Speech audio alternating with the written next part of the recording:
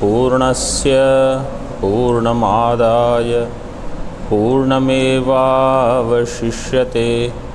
ओम शांति शांति शांतिः। शंकरं शंकराचार्यं केशवं बादरायणं सूत्रभाष्यकृतौ वन्दे भगवन्तौ पुनः पुनः। ईश्वरो गुरुरात्मेति मूर्तिभेदविभागिने व्योमवद्व्याप्तदेहाय दक्षिणामूर्तये नमः। ओम शांति शांति शांतिः।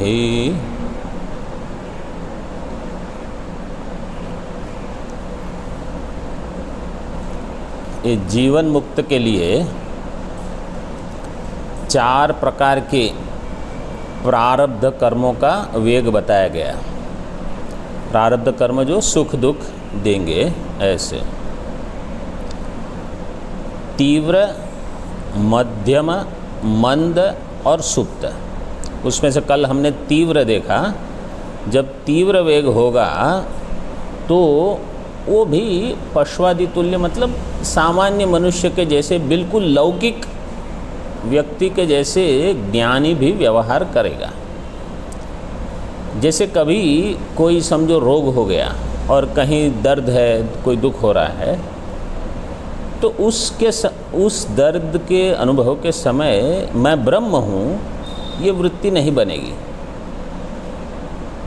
लेकिन प्रेम उनका ब्रह्म के लिए, आत्मा के लिए ही है। इसलिए यहाँ कहा आत्मरति ही। रमण तो आत्मा के लिए ही है, आत्मा में ही है, चाहे और कुछ सुख हो या दुख हो, जो भी हो। अभी आगे बताते हैं आत्मक्रीडत्वम आह।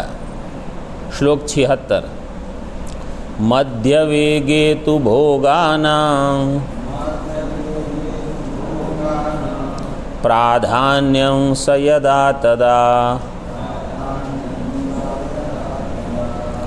कृत्वावकाशमात्मानं वदन् क्रीडति बालवत्।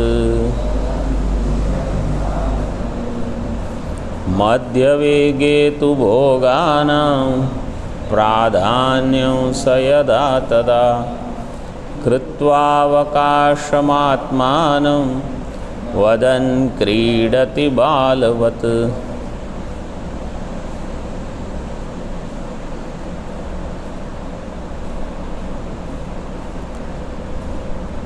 मध्यवेगे तु, मध्यवेग में क्या होता है? सह यदा भोगानां प्राधान्यम तदा आत्मानं अवकाशं कृत्वा बालवत् वदन् क्रीडति।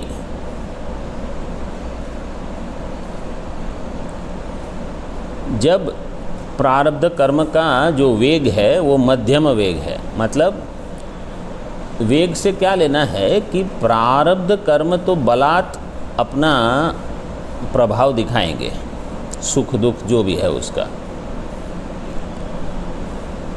तो अगर मध्यम वेग है तो क्या होगा? भोगों का प्राधान्य होगा। देखो श्लोक में दिया है भोगानां प्राधान्यम, मतलब भोग जो है उनके जीवन में है।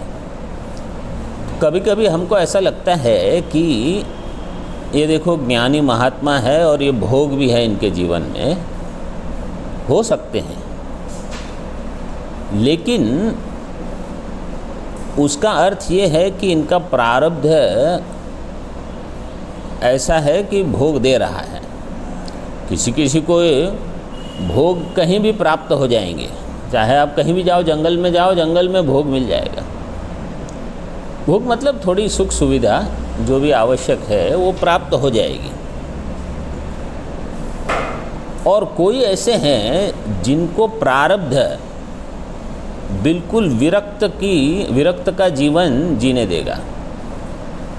मतलब हम तो यहाँ देखते हैं, सुनते हैं बहुत सारे महात्मा, यहाँ ऊपर जितना जाओ तो हमको भी पता है जितने ऊपर जाओगे सुख सुविधा कम होती जाएगी, क्योंकि जैसे ठंड होगी तो बहुत ठंड होगी और दूसरी चीज़ें भी कम उपलब्ध होती है, क्योंकि दुकानें ही कम है, लोग कम है, सब कम है, तो ये होता है।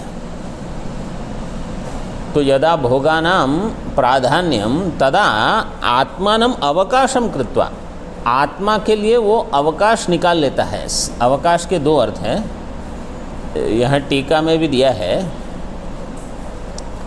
अवकाशम उसका दिया है अवसन्नः काशः स्फुरणम यस्य। हिंदी में अवकाश का अर्थ हम कहते हैं समय, समय निकालना। तो वो भोग होते समय भी आत्मा के लिए वो समय निकाल सकता है। और जैसे बच्चा, बालक जो है वो दूसरी चीज़ों में व्यस्त है तो भी उसके लिए खेल कूद के लिए समय निकल जाता है, उसको कोई बंधन नहीं रहता। ऐसे बालवत वदन क्रीडति, बच्चे के जैसे बोलते हुए मतलब व्यवहार करते हुए खेल कूद करता है। इसी प्रकार आत्मा में, आत्मा के बारे में ये प्रवचन मतलब अध्ययन अध्यापन करेंगे समय निकाल के, दूसरे भोगों में व्यस्त होने पर भी। और आत्मा में आनंद लेंगे। ये दूसरी कक्षा हो गई। पहले थी तीव्र वेग कर्म का, अभी मध्यम है। टीका में देखो, यदा भोगानां प्राधान्यम भवति तदा आत्मानम अवकाशम अवसन्नः काशः स्फुरणम यस्यैवं भूतं कृत्वा बालवद् वदन् सक्रीडति इति अन्वयः। श्लोक का अन्वय कैसे किया है? यदा भोगानां प्राधान्यम भवति, जब भोग का प्राधान्य होता है, तदा आत्मानम अवकाशम, अवकाशन अवसन्नः काशः स्फुरणम, तो आत्मा में रहते हुए अवसन्न, अवसन्न मतलब जिसकी गति ज़्यादा निरुद्ध नहीं हुई है, ऐसा आत्मा का अनुभव, आत्मा का स्फुरण जिसका है, ऐसा यस्य एवं भूतम कृत्वा बालवत वदन सक्रीडति इति अन्वय। बच्चे के जैसे बोलते हुए खेलता है आत्मा में। यद्वा मध्यवेगस्तु इति पाठम, और अगर इसका पाठ ऐसा करोगे कि मध्यवेगः मतलब मध्यवेगेतु के बदले मध्यवेगस्तु, ऐसा अगर पाठ है तो इति पाठम प्रकल्प्य अन्यथा व्याख्येयम, इसकी अन्यथा व्याख्या करनी है। कैसे? यदा भोगानां प्राधान्यम कृत्वा आत्मानम अवकाशम भोगैः शून्यम वदन बालवत् क्रीडति तदा मध्यो वेगः कर्मणः इत्यर्थः। जब भोगों का प्राधान्यम करके आत्मानम अवकाशम भोगैः शून्यम,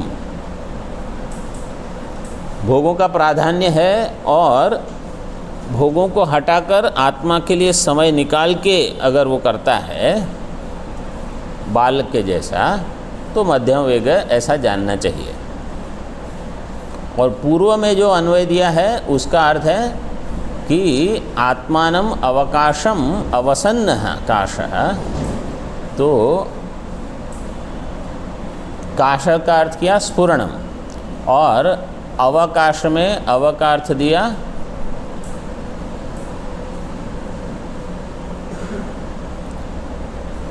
अवकाश में अव का अर्थ दिया अवसन्न।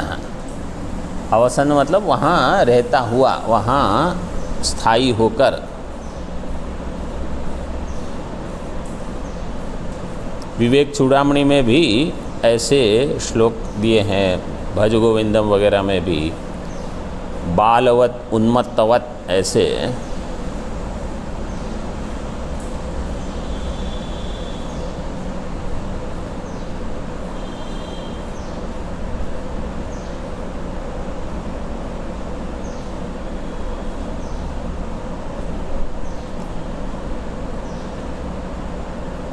दूसरा पाठ अधिक योग्य लगता है कि अवसन्न के अर्थ दिए हैं विनाश वाला या नाश वाला। इसको ऐसे भी अर्थ घटा सकते हो कि बिना किसी प्रयास के अपने आप ही वहाँ उसकी स्थिति हो सकती है। ये हो गया मध्यम वेग। अभी देखो मंद वेग। आत्ममिथुनत्वं दर्शयति। मंद वेगे तिरस्कृत्य भोगान् प्रायेण चिन्तयन् धियात्मानं द्वन्द्वसुखं प्राप्नोति मिथुने यथा। मंदवेगे तिरस्कृत्य भोगान् प्रायेण चिन्तयन्।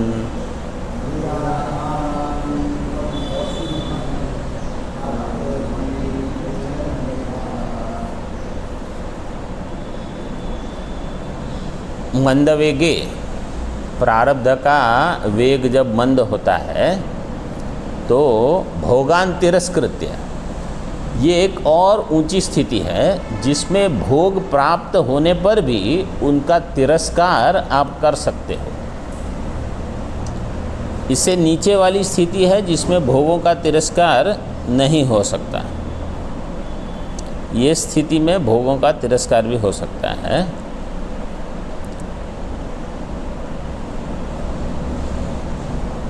प्रायेण धिया आत्मानं चिंतयन, इसका अन्वय ऐसे करना है, भोगान तिरस्कृत्य और धिया आत्मानं चिंतयन।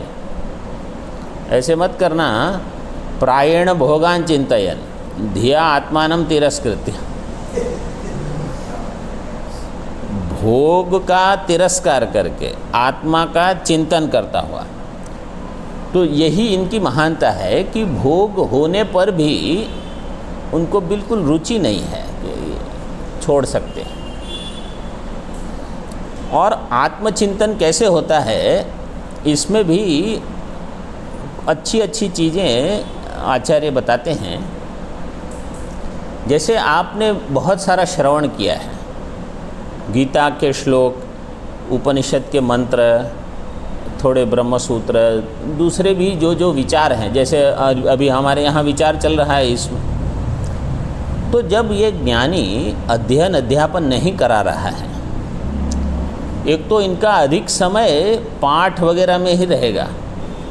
ये पाठ चल रहा है, वो पाठ चल रहा है, वहाँ चल रहा है, तो इसी में समय होता है। तो आप और तो कुछ क्या सोचोगे, और कुछ सोचने के लिए समय ही नहीं है।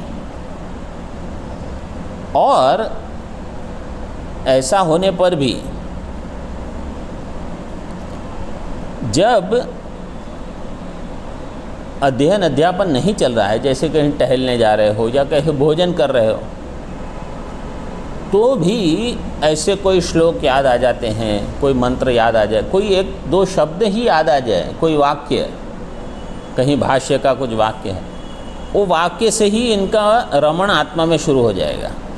इसलिए देखो, हम भोजन के समय भी जो कुछ श्लोक बोलते हैं, तो अगर हम जब श्लोक बोलते हैं, इसका अर्थ है हमने पहले ही इस पर चिंतन किया है, तो श्लोक बोलते समय ही ध्यान वहाँ जाएगा। और दूसरे कोई जो श्लोक बोलते हैं, तो वो सुनते समय भी ध्यान वहीं जाएगा आत्मा में। तो इन सब का प्रयोजन यही है कि आप उस समय भी आत्मचिंतन में रत रहो। तो ऐसा हो सकता है। तो जब अकेले में आहार विहार कर रहे हैं, स्नान आदि है, या शयन, समझो आप लेटे हो, अभी नींद आई नहीं है, भगवान का नाम लो, कुछ श्लोक याद आ गया, मंत्र याद आ गया, ध्यान वहाँ चला गया। तो भोग के लिए इतनी इनको रुचि नहीं, आसक्ति नहीं, उसका तिरस्कार सहजता से हो सकता है कि इसकी क्या ज़रूरत है ऐसे। और धिया आत्मानं चिंतयन यथा मिथुने द्वंद्व सुखम प्राप्नोति। जैसे मिथुन में, मिथुन मतलब जब दो लोग होते हैं साथ तो उनको अधिक आनंद आता है। जैसे दो लोग साथ में भोजन भी कर रहे हैं बात करते करते, यहाँ नहीं कैसे कहीं और समझो, या नाश्ता कर रहे हैं सुबह तो आनंद ले रहे हैं, बात कर रहे हैं कुछ, या चलते जा रहे हैं तो भी बात करते करते जा रहे हैं तो आनंद है। अकेले हैं तो किसी को लगता है क्या इस बेचारे अकेले अकेले जा रहे हैं, वैसे नहीं है। तो इसको कहा द्वंद्व सुख। द्वंद्व सुख का एक और अर्थ है। द्वंद्व का एक सामान्य अर्थ है कि जहाँ दो है उस प्रकार का सुख। तो यहाँ द्वंद्व सुख क्या है, भोग भी है और आत्मानंद भी है। तो भोग का तिरस्कार करके आत्मानंद अधिक है, ये इनको, लेकिन विकल्प है इनके पास। द्वंद्व का दूसरा अर्थ है सुख हो चाहे दुख हो। सुख में तो समझो ब्रह्माकार वृत्ति बन जाती है, लेकिन कहीं दुख हुआ तो उस समय अगर ब्रह्माकार वृत्ति नहीं हो रही है तो उस समय भी, दुख के समय भी अगर आप ये वृत्ति बना सको कि मैं तो जैसे सुख का साक्षी हूँ वैसे दुख का भी साक्षी हूँ, प्रमाता नहीं हूँ, ये इस ज्ञान का मैं भोक्ता नहीं हूँ, इस ज्ञान का मैं प्रकाशक हूँ। जैसे समझो इस कमरे में थोड़ा कचरा पड़ा है, बिजली को, ये जो ट्यूबलाइट है इसको उस कचरे से कुछ होगा? इसका काम क्या है? केवल प्रकाशित करना, चाहे जो भी हो। अब समझो कचरा हटा दिया जाए, यहाँ बढ़िया बढ़िया पुष्प लेके आए और कुछ भोजन का सामान भी रख दिया, इसको कितना क्या मिलेगा? इसका काम क्या है? प्रकाश का। तो जब मेरी वृत्ति ये हो जाएगी कि चाहे सुख हो चाहे दुख हो, मैं केवल दोनों का प्रकाशक हूँ, तो ये जो द्वंद्व है, द्वंद्व होने पर भी मेरी स्थिति इससे ऊपर उठ सकती है। ये एक और ऊंची कक्षा हो गई, क्योंकि चाहे आप ज्ञानी हो चाहे अज्ञानी हो, दुख की परिस्थिति तो सबको आती है। और जैसे जैसे आयु बढ़ती है अब कुछ न कुछ समस्याएं होती रहती है, तो स्वाभाविक है। तो उस समय भी ये वृत्ति बनी रहे। तो ऐसा कब होगा? जब इन्होंने बहुत साल तक ये अभ्यास पहले से कर लिया है, फिर उस समय इतनी आपत्ति नहीं होगी। पहले से अगर अभ्यास नहीं किया है तो उस समय तो दुखाकार वृत्ति तो सहन नहीं हो पाएगी।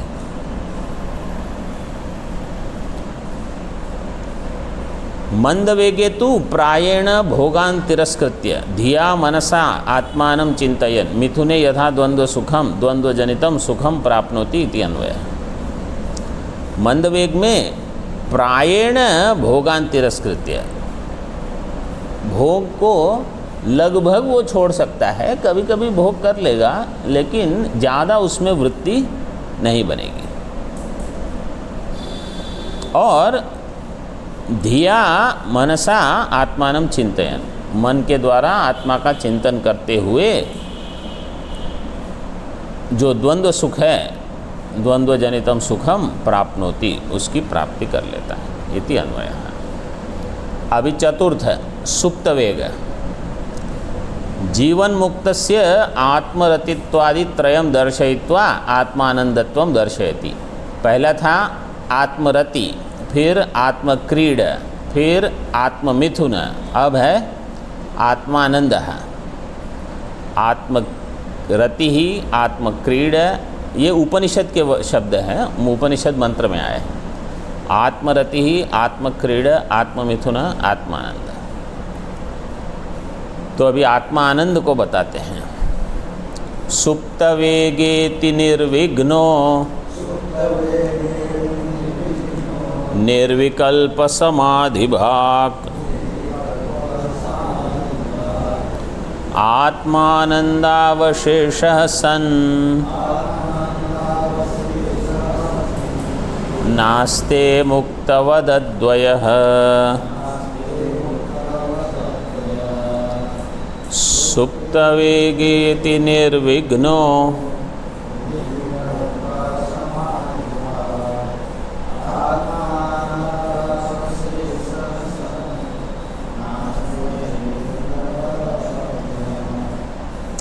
सुप्तवेगे अति निर्विघ्न। जब प्रारब्ध कर्म का वेग बिल्कुल सुप्त हो जाता है, मतलब उसमें कोई विक्षेप करने की क्षमता ही नहीं रही, ऐसा प्रारब्ध कर्म का वेग क्षीण हो गया। सुप्त वेगे अति निर्विघ्न, बिल्कुल कोई विघ्न नहीं, कोई रोक टोक नहीं ज्ञानी को। ये इसका अर्थ क्या है कि इन्होंने पहले से अच्छे अच्छे पुण्य कर्म भी किए हैं। देखो इसमें दो तीन चीज़ें हैं। प्रारब्ध कर्म में तो अनेक जन्मों का प्रारब्ध इकट्ठा होता है। यहाँ के कर्म, वहाँ के कर्म, जो परिपक्व है वो सब इकट्ठे हो गए। तो ऐसे प्रारब्ध कर्म का सम्मिलन हो जाना, जो सब बढ़िया बढ़िया प्रारब्ध कर्म हो, चुने चुने, मतलब जिसमें आपको कम से कम विघ्न हो, कम से कम बीमारियां हो, अध्ययन अध्यापन का अधिक लाभ हो, और बाकी सब परिस्थिति लगभग आपके अनुकूल बनती रहे। इतना बढ़िया प्रारब्ध सबका तो नहीं होता। अब ऐसा प्रारब्ध बनने के लिए एक तो पूर्व तैयारी होती है। तो ये साधक है वो बहुत जन्मों से साधना इस प्रकार की कर रहे हैं। दूसरा, साधना में जब ऐसा होता है कि समझो आपने साधना की, पूरी तो नहीं हुई है अभी, और शरीर पात हो गया, फिर दूसरा शरीर मिला, साधना की, शरीर पतन हो गया। तो ऐसा शरीर जब प्राप्त होता है जिसमें आप मोक्ष के लिए योग्य हो जाओगे, मतलब इसके लिए आपको मनुष्य शरीर चाहिए और शम दम इत्यादि गुण वगैरह चाहिए। तो ऐसा शरीर प्राप्त होने पर अच्छे अच्छे कर्म जो साधना के लिए बिल्कुल अनुकूल है ऐसे इकट्ठे हो जाएंगे, और जो विघ्न देने वाले कर्म है वो सब दब जाएंगे। तो ऐसा होना ये बहुत दुर्लभ है, और इसमें आपको ईश्वर अनुग्रह बहुत चाहिए। मतलब ऐसे भी कल ही किसी के बारे में बता रहे थे, ये 20 आश्रम में जा चुके, ये आश्रम वो आश्रम वो आश्रम, ऐसा होता है। इसका अर्थ क्या है कि आपका, भले आप अध्ययन कर रहे हो थोड़ा इस जन्म में, लेकिन प्रारब्ध ऐसा है वो आपको कहीं स्थिरता नहीं दे रहा, किसी के मन में स्थिरता नहीं। अभी आप ये समझ लो, पूरे ब्रह्मांड में ऐसी कोई जगह आपको नहीं मिलेगी, मैं ब्रह्मांड बोल रहा हूँ, ऐसी कोई जगह नहीं मिलेगी जहाँ समस्या न हो। ये समझ लो। लोगों को क्या लगता है, यहाँ ये समस्या है, मैं वहाँ जाऊँगा तो कोई समस्या नहीं हो, वहाँ जाओ तो वो समस्या नहीं होगी, कोई और समस्या होगी, वहाँ से कहीं और जाओ कोई और समस्या होगी। कोई लोग यहाँ ठंड बहुत है, क्या करेंगे, दक्षिण में चले जाएंगे। अब दक्षिण में जाओ, वहाँ गर्मी बहुत होगी और पसीना इतना होते रहेगा कि आप पूछो मत। अच्छा, दूसरा, अध्ययन अध्यापन का भी तो अवसर चाहिए। वहाँ ना आपको हिमालय मिलेगा ना गंगा जी मिलेगी, और वहाँ तो क्या है, और दूसरे विघ्न होंगे। कोई कहेंगे नहीं नहीं, हम ना नीचे जाएंगे ना ऊपर जाएंगे, हम बम्बई में रहेंगे, बीच में रहो। बम्बई में बहुत अच्छा है, बम्बई में वर्षा देखी है, 4 महीने जब वर्षा होती है आपको सूर्य नारायण के दर्शन नहीं होंगे, वर्षा चलती रहती है।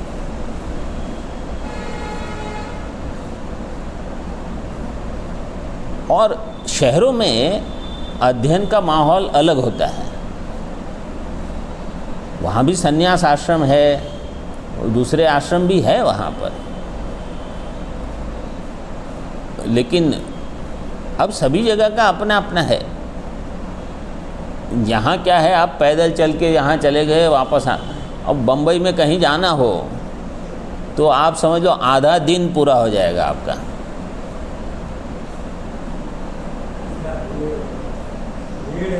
बहुत। अब प्रेमपुरी आश्रम में जाते हैं महाराज जी, और काशिकानंद जी का आश्रम है वहाँ।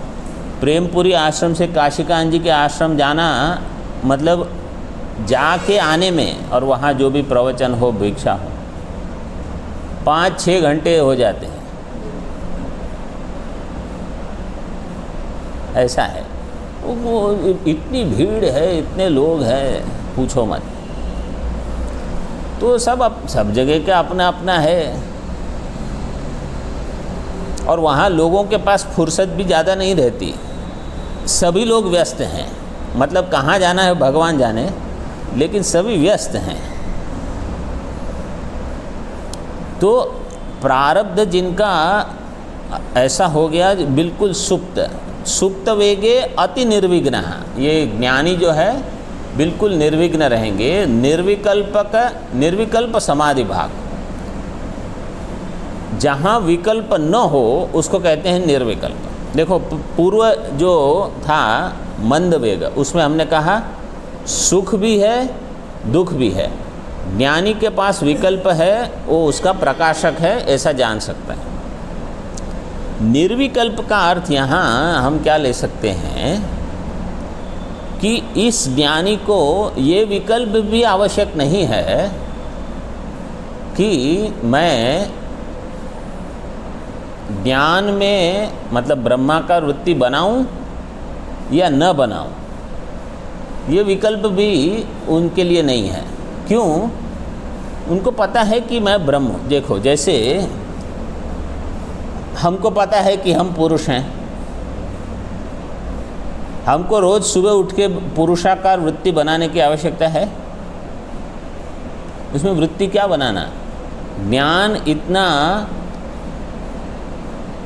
संशय रहित है, निर्विकल्प हो गया है कि कोई वृत्ति बनाने की आवश्यकता ही नहीं। इसी प्रकार इस ज्ञानी को मैं ब्रह्म हूँ ये निश्चय इतना दृढ़ हो गया है, कोई वृत्ति बनाने की भी आवश्यकता नहीं। उसको कहा निर्विकल्प समाधि भाग। विकल्प रहित, वृत्ति रहित मानस इनका तुरंत हो जाएगा।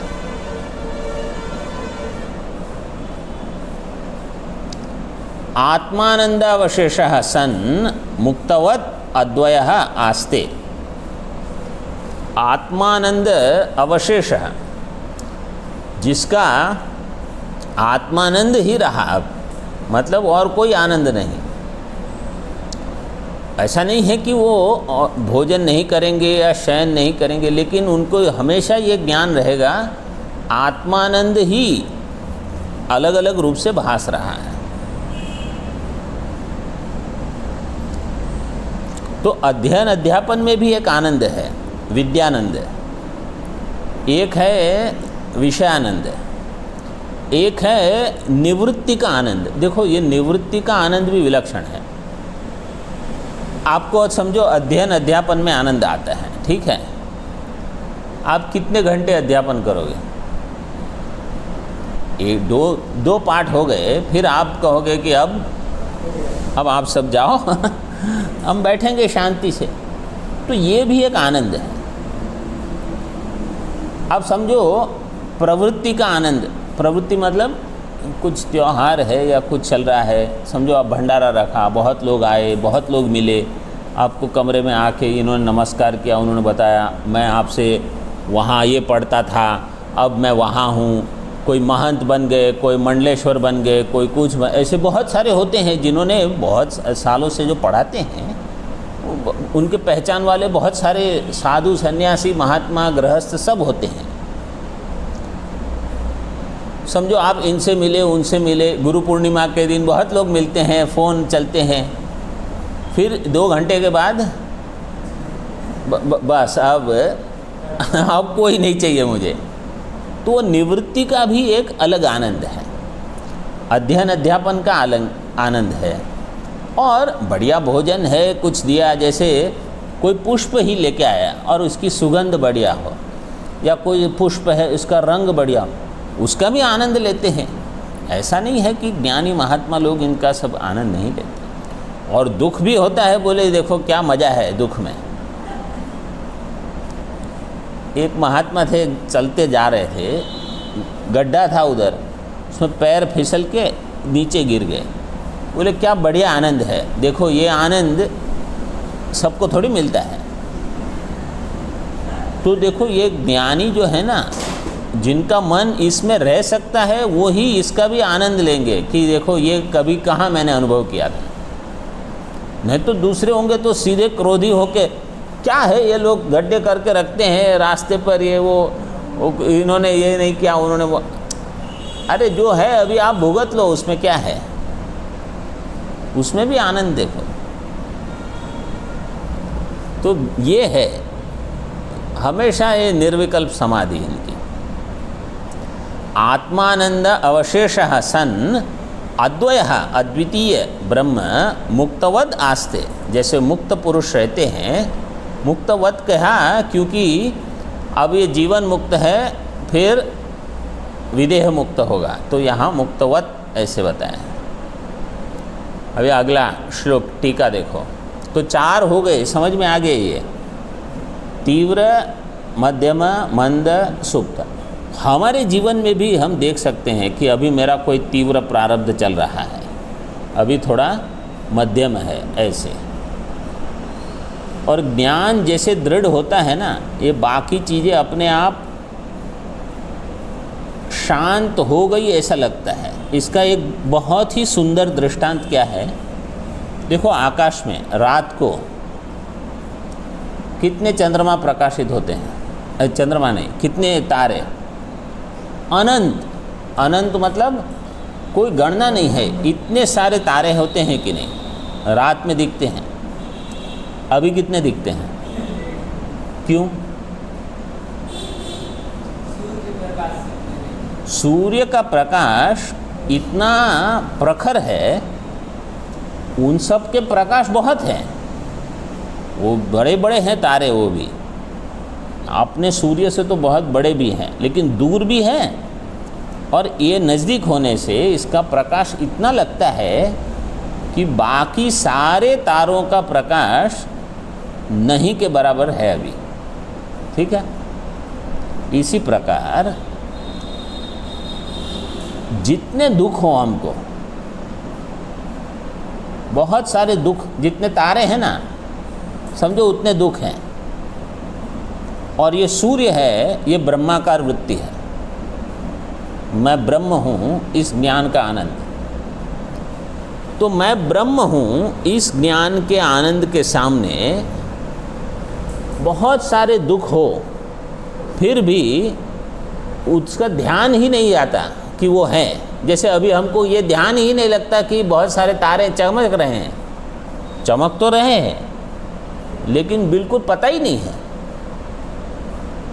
केवल सूर्य के प्रकाश में व्यवहार हो रहा है। इसी प्रकार मैं ब्रह्म हूँ, इस ज्ञान के प्रकाश में मैं दुखी हूँ, मेरा ये नहीं हो रहा, मेरा ये नहीं, वो कोई चीज़ बिल्कुल उनके मानस पटल पे नहीं आती।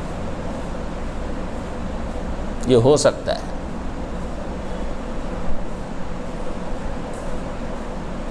तो चाहे पैर में दर्द हो, चाहे सिर में दर्द हो, चाहे पेट में कुछ न कुछ हो, या समझो ये शिष्य छोड़ के चला गया, वो वहाँ ऐसे भी होते रहते हैं महात्माओं को। तो आश्रम में आपने आश्रम शुरू किया, किसी और ने दबा दिया आश्रम आपका, और आपको कहा आप वहाँ बैठो, बस आप कुछ नहीं कर पाओगे, आप क्या करोगे?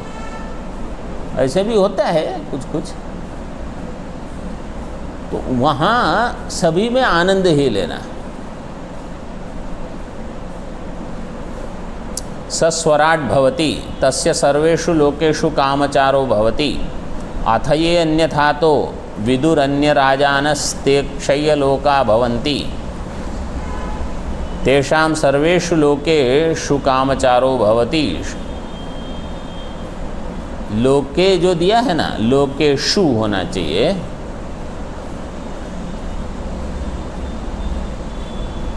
सर्वेषु लोकेषु, लोकेषु होना चाहिए।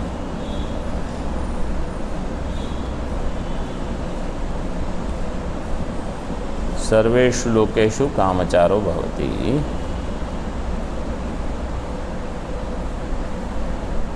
इति एतद् व्याचष्टे, फिर भवति के बाद श्व को निकाल दो। इति एतद् व्याचष्टे स्वराट इत्यादि पंचकेन, 5 श्लोक में अब उनकी गति बताते हैं। सस्वराट भवति, स्वराट हो जाता है, मतलब स्वयं राजते इति स्वराट, जो खुद चैतन्य स्वरूप है, चैतन्य मात्र है, इस ज्ञान में रहता है। सर्वेषु लोकेषु कामचारो भवति, सारे लोकों में यथेच्छा उनका विचरण हो सकता है। लोकेषु मतलब तो पदार्थ में जब उनको वहाँ जाना है वो जाएंगे, कोई रोक टोक नहीं।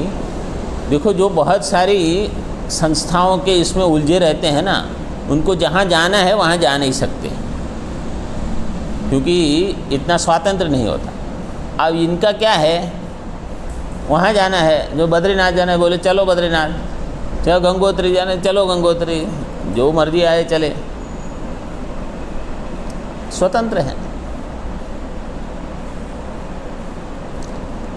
और ये जो दूसरे हैं जो विषय के साथ जुड़े हुए हैं, अधिक विषयों के साथ, अथ ये अन्यथा अतः विदुः अन्य राजानः, अन्य राजानः मतलब जिनके कोई और राजा हैं,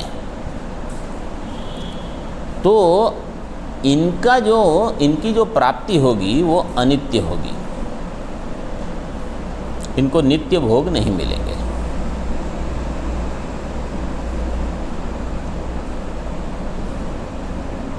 आपके पुस्तक में राजानस्ते क्षय्यलोका इस प्रकार पाठ है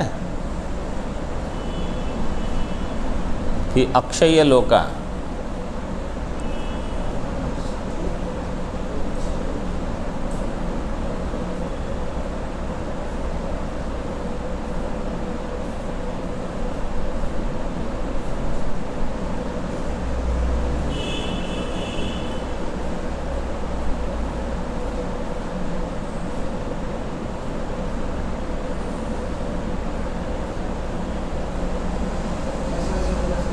हाँ ऐसे ही है। एक मिनट,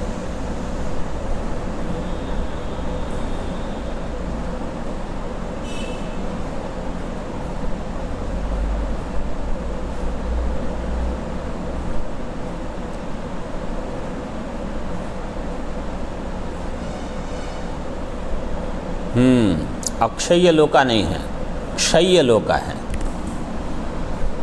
क्योंकि क्षय लोका मतलब जिस लोक का क्षय हो, वो अवग्रह हटा दो। देखो ये मूल में श्लोक ऐसा है, इसमें कटा है, कटा है,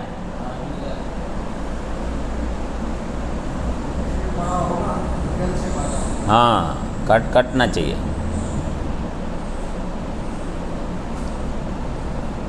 वो अवग्रह को काट दो। इस स्वामी जी को बताओ।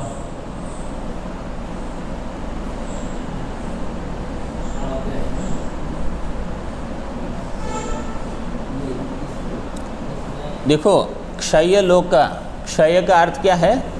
जिसका क्षय हो, नाश हो। तो जो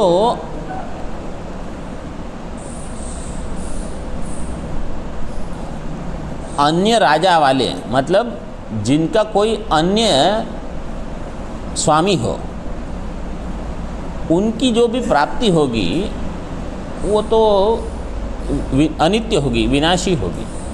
चाहे वो कर्म से प्राप्त हो, चाहे उपासना से प्राप्त हो, जो भी हो। और जो ये हैं ज्ञानी, उनकी प्राप्ति अक्षय होगी, जिसका क्षय न हो, इसलिए अवग्रह ठीक नहीं है।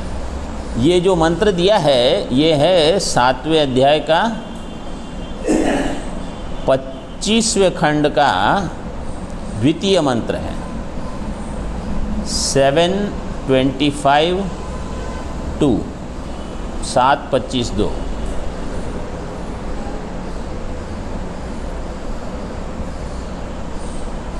स्वराट स्यात् पतिते देहे नान्याधीनो विमूढ़वत्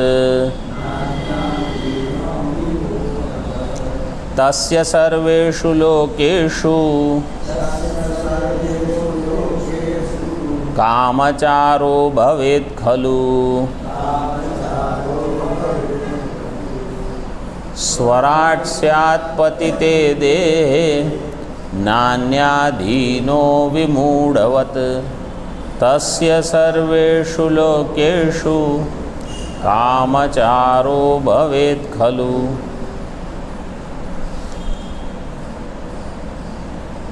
देहे पतिते, जब जीवन मुक्त का देह पतन हो जाए, मतलब अब विदेह मुक्त हो गया, देहे पतिते स्वराट स्यात्, अब वो स्वराट हो गया, चैतन्य मात्र है।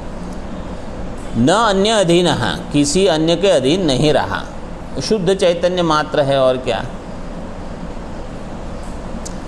विमूढ़वत, विमूढ़वत ये व्यतिरेक की दृष्टांत है। जैसे विमूढ़ अन्य अधीन होता है, इस प्रकार ज्ञानी अन्य अधीन नहीं होता। ऐसे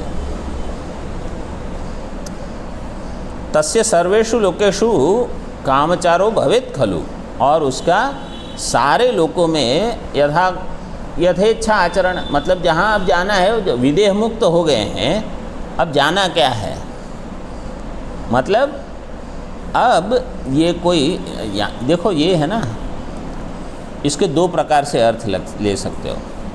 एक तो जब आप आत्मा मात्र हो तो वहाँ आना जाना कुछ रहा नहीं, ये आना जाना तो सब शरीर मन के साथ होता है। एक दूसरा, ऐसे ज्ञानी हो सकते हैं जिनको ज्ञान होने के पश्चात ईश्वर के संकल्प से उनका शरीर टिका रहे। ब्रह्मसूत्र में इस पर चर्चा है। जैसे वेद व्यास जी,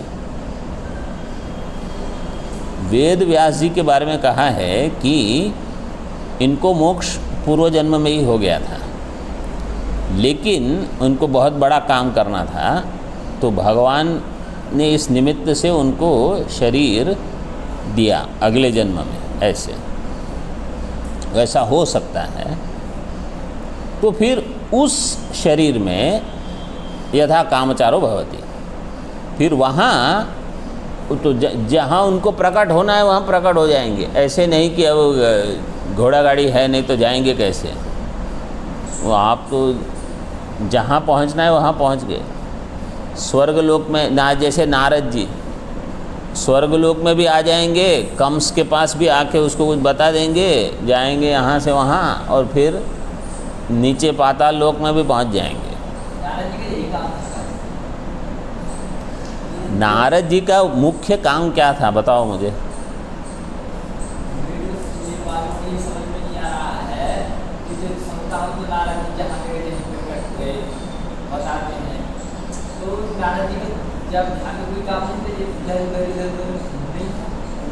देखो, नारद जी का मुख्य जीवन का प्रयोजन क्या है?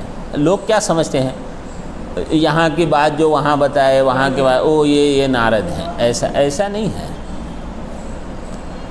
नारद जी शब्द, नारद का अर्थ, नारद भक्ति सूत्र वगैरह लिखे हैं, नारद जी ने भक्ति सूत्र लिखे हैं। तो जो आपको नारायण के पास ले जाए वो है नारद।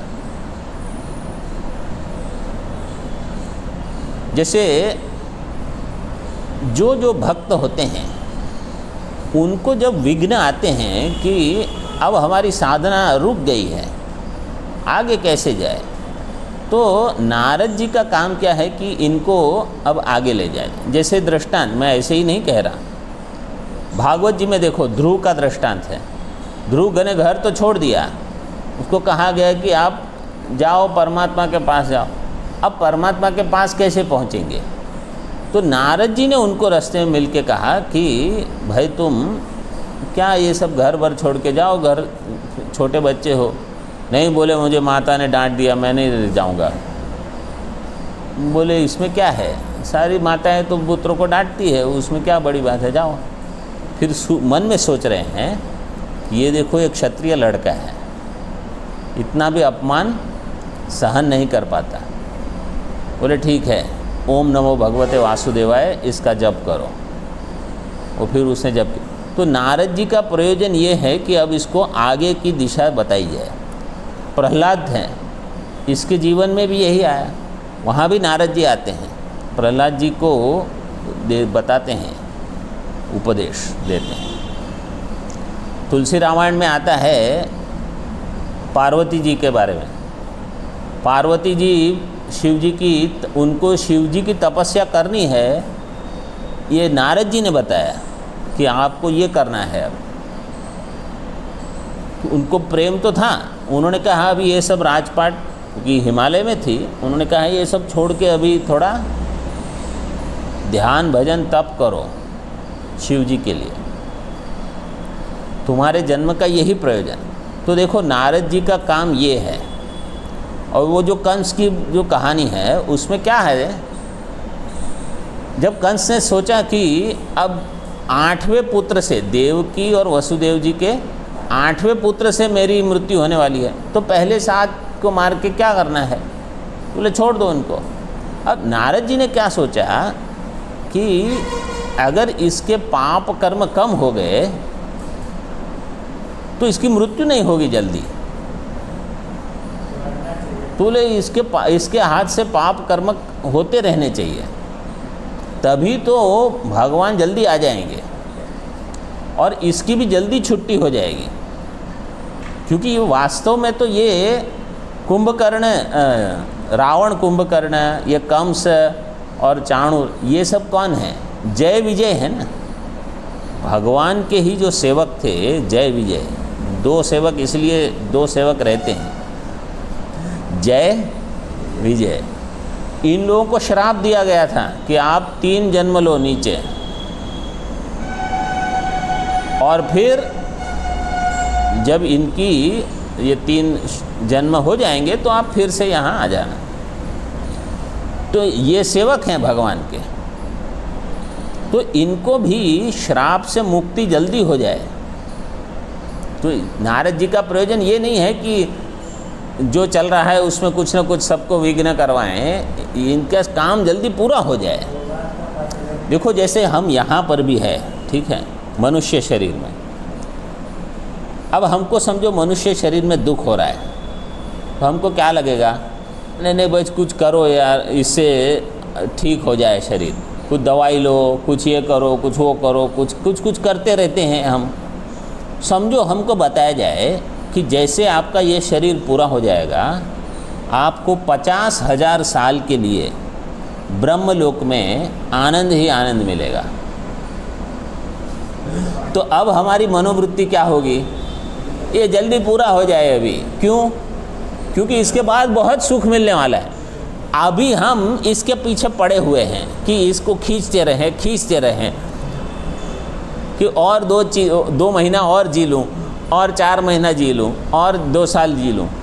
जब हमको बताया जाएगा कि जब ये गिरेगा इसके बाद आपको ब्रह्मलोक मिलेगा, तो हमको कोई आपत्ति नहीं है गिर जाने में। हम कहेंगे भाई जल्दी जाए। क्यों? क्योंकि बहुत अधिक सुख मिल रहा है। तो देखो बाहर से ऐसा लगता है कि ये कहाँ, ये देखो शरीर छोड़ने के लिए तैयार हैं, लेकिन उनको पता है कि हमारा जो आनंद अभी है वो तो विलक्षण है। तो नारद जी का भी ऐसा है। हमको बाहर से लगता है कि अरे ये तो इससे पाप करवा रहे हैं या इनसे ये करवा रहे हैं।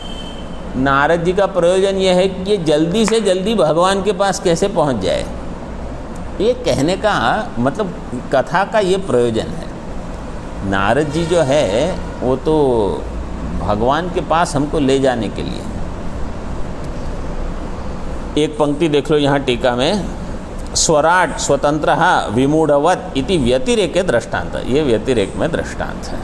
ओम पूर्णमदः पूर्णमिदं पूर्णात् पूर्णमुदच्यते पूर्णस्य पूर्णमादाय पूर्णमेवावशिष्यते। ओम शांति शांति शांति। शंकरं शंकराचार्यं केशवं बादरायणं सूत्रभाष्यकृतौ वन्दे भगवन्तौ पुनः पुनः। ईश्वरो गुरुरात्मेति मूर्तिभेदविभागिने व्योमवद्व्याप्तदेहाय क्षीणामूर्तये नमः। ओम शांति शांति शांति।